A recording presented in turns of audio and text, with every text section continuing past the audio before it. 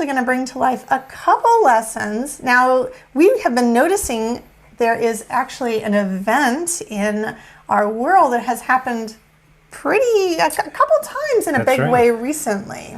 Yeah, it's the Northern Lights. So many of you who are with us here in the Northern Hemisphere have been treated to something very special recently, and that is a view of the Aurora Borealis, more probably commonly known as the Northern Lights. And the Northern Lights are, and their cousins to the south, the Aurora Australis, or the Southern Lights. They light up the sky with this beautiful bright neon colors, and they seem to shimmer and dance. And they're caused by this really amazing natural phenomenon, which is that there are storms on the sun. And those storms send out particles to the earth. So here's the sun, and there's all this kind of activity, these solar storms, the sun storms, and they send out particles. And when those particles encounter the atoms in our atmosphere, it causes this light display, or what looks like a light display to our eyes. Yeah, so we're actually seeing the sun's particles reflected in our atmosphere. Exactly. So the Aurora Borealis, this really beautiful phenomenon, is a result of this other amazing phenomenon, which are these solar storms. Now, usually you have to be pretty far north or south to see them because they are heaviest, they're most prominent in the poles, right? The Aurora Borealis or the Aurora Australis at the bottom.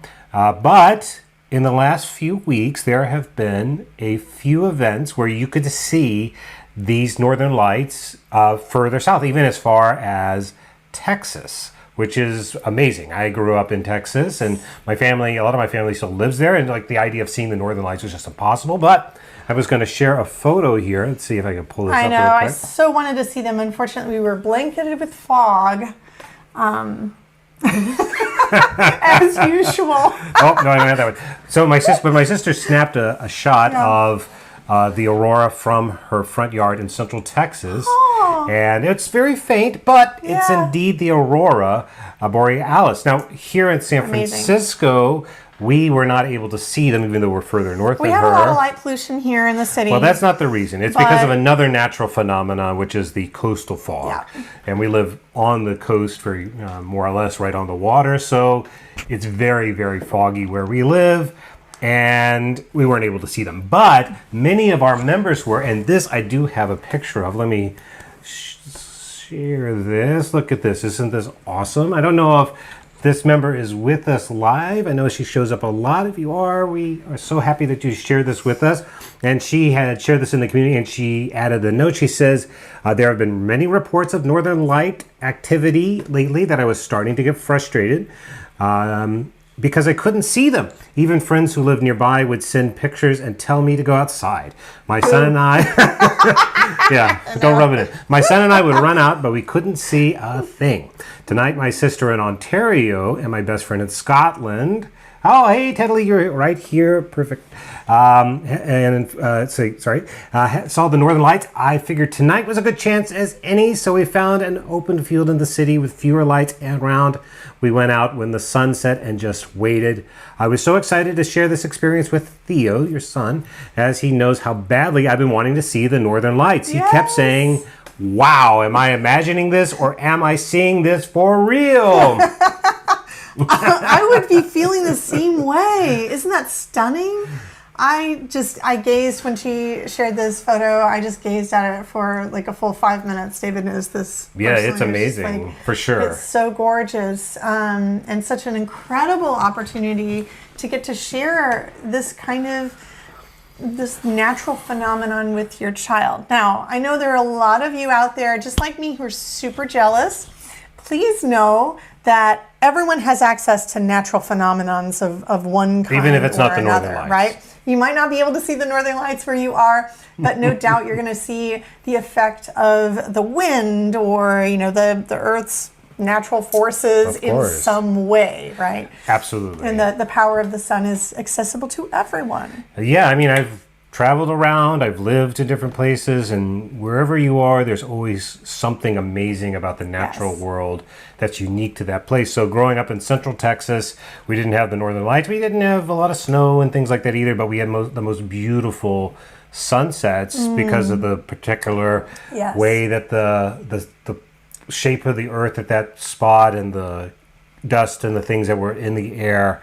And they're just they're so beautiful. Yeah, we still, the big sky, you know, it's just having amazing. moved out of Texas and being out for several years, every time we go back to visit family, I'm still just stunned by the sky. Yeah, or the immensity of the storms, or when we lived in the Washington, D.C. area, the seasonal change was so dramatic. It was like picture book dramatic. So wherever you live, you will find something amazing to celebrate. Now, if you're jealous, if you are like our friend Tedley After, but did not have the joy of going out and taking a photo, there is an alternative, and we are here to share that with you. This actually comes from one of our past themes called Frozen, which if you are in our unlimited plan or in our complete curriculum and you're watching this, you can get this activity along with the entire Frozen pack right now. It's in the library. I think it was from January 23.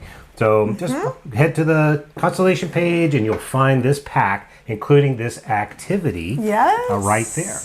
Yes.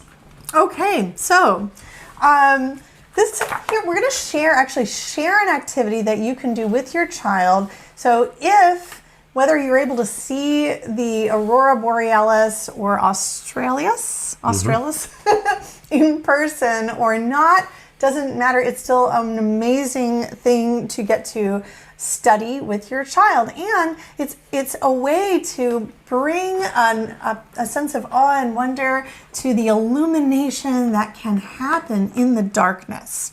Because if I'm not mistaken, usually we might be able to see the northern lights when it's still fairly dark outside. Yeah, I've heard early morning is a great time to possibly see it. Yeah. Okay, so we have here actually on the cover of our Frozen packet a picture of the northern lights right there with some mountains in the background.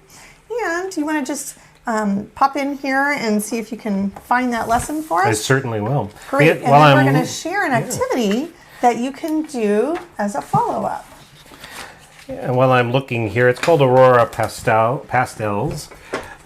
We have a good question here. Real Long Magic asks, do you recommend doing 2 themes in 1 month?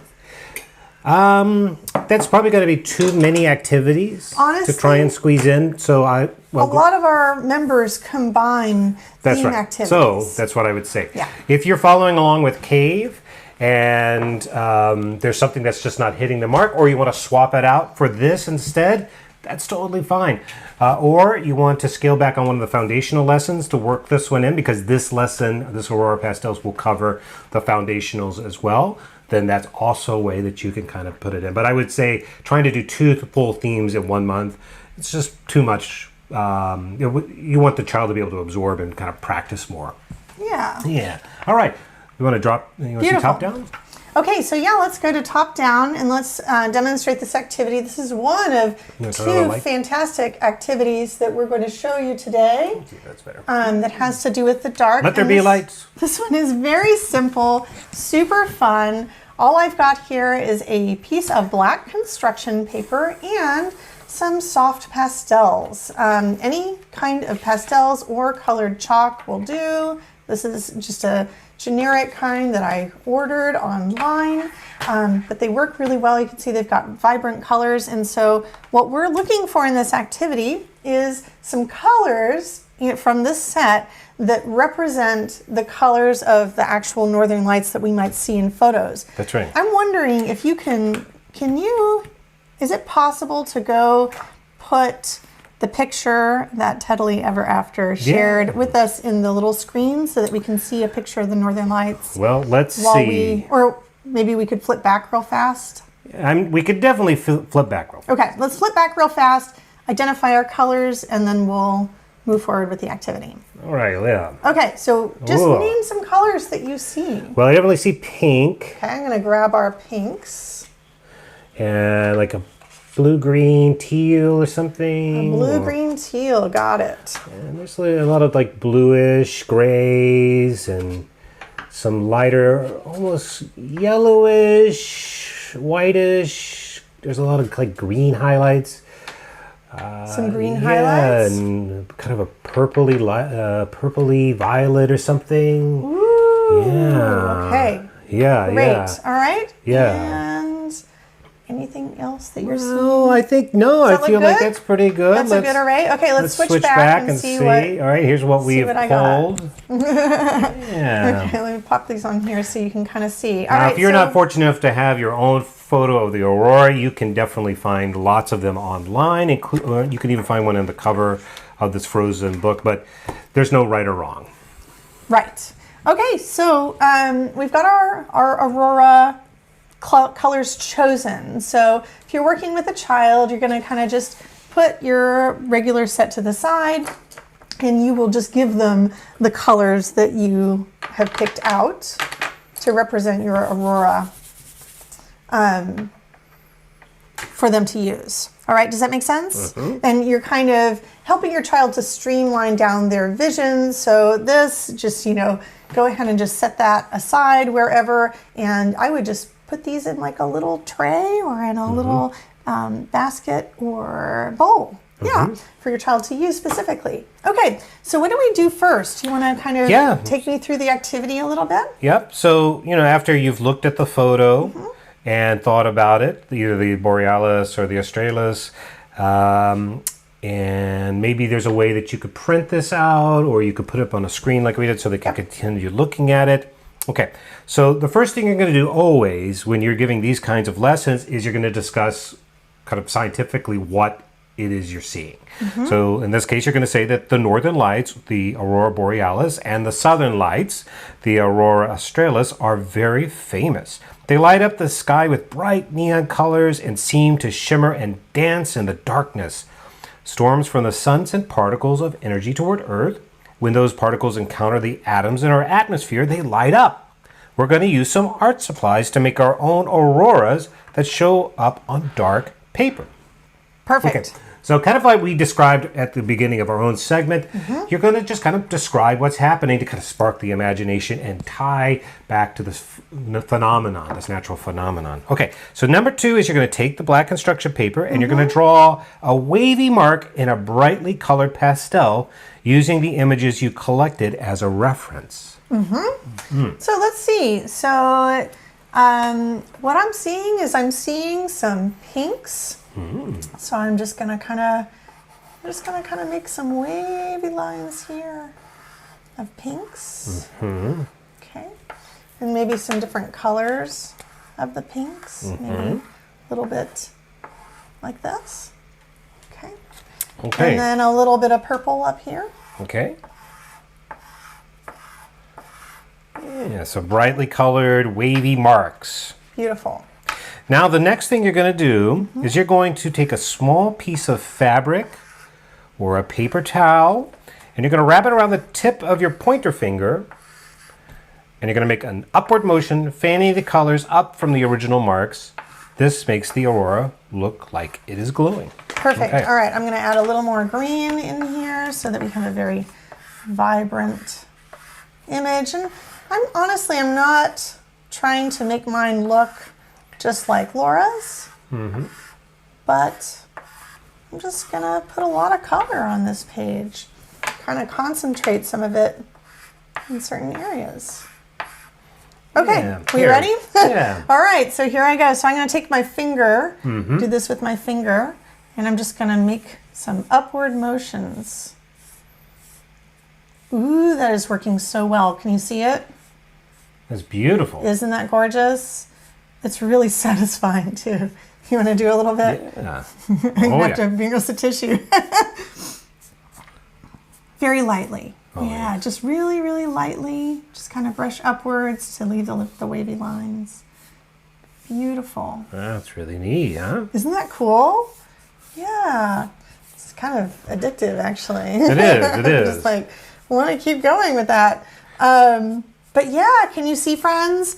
Kind of how it's smearing a little bit.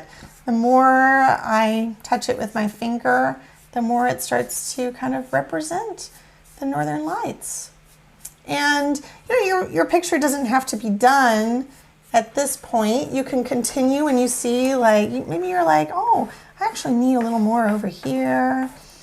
Maybe make it a little greener, or I didn't add enough blues, so I want to add some more blues in. you know, you can Yeah, do there you that go. too. You can see one of Tedley's pictures there. Oh, beautiful, beautiful, Yeah. beautiful, beautiful. Okay, so obviously this doesn't look exactly like an Aurora Borealis or Australis, but I mean, it's pretty cool. It's a pretty cool art activity to represent it. And something that I was thinking too, from one of the photos that she gave us, was there's actually some background. And so if you wanted to, I'm just gonna wipe this on my jeans down here before I pick up the white. But if you wanted to, I noticed that in one of her photos, she actually had some little row houses, you know, in the foreground. And so you could, if you wanted to, you know, kind of have some fun. Probably should have done this part first, right? Yeah. You know, you can draw some scenes in the background. Do you see what I'm doing? Yeah, there you go. Yeah, that's just kind of fun. All right. Yeah, and you got. Yeah, I love. Yeah, so Right? right. Yeah, I like this one because this was my favorite of the two. Oh yeah, that's cute. Because right? it not only does it show the how much fun he's having, but also it gives a real sense of scale and putting in. And that actually goes with if you're studying art, which is actually what this lesson calls to, but obviously also physical science. But this idea of like foreground and background, these are things that you'll study, especially in lower L, but even in the primary years, you'll start thinking about the composition of images. Yeah. And so I love that this has a foreground, and actually it has a foreground, a midground, and a background in the original photo. And how much that really changes. There's some trees back there too. Yep. That would be kind of fun to kind of. I love how this changes the whole look of your artwork by adding in this foreground. That's very nice. I love it. I do too. Love it, love it, love it. So fun. I know. Now I just want to sit here and do this relaxing piece of art. So fun. Well, it's a good one. All right. Beautiful. So I hope, friends, that this gives you, you know, one fun activity to do with your child that has to do with the Northern Lights, whether you physically can see them or not. It's just fun. Play with your background, play with your different colors. I know that our friends in our community back during when we were working on the Frozen theme together, we're having a lot of fun with this particular activity.